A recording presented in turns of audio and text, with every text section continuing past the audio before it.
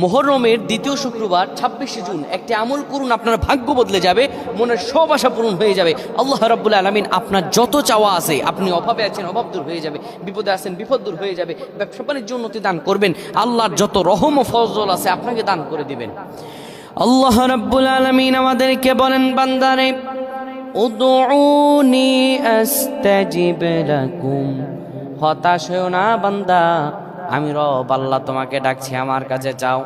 পৃথিবীতে যত তুমি বিপদে পড়ে যাও, কেউ তোমার পাশে না আসুক, আমি আল্লাহ তোমার সঙ্গে আছি।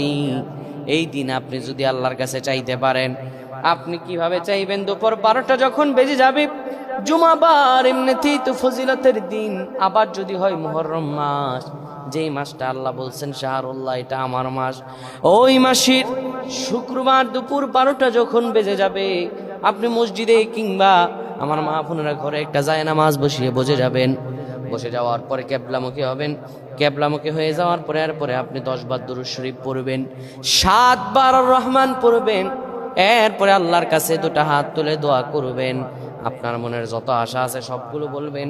এরপরে 3 বার ইখলাস পরে 10 বার দুরূদ শরীফ পরে আল্লাহর কাছে যা চাইবেন, আমার আল্লাহ তাআলা সব মনের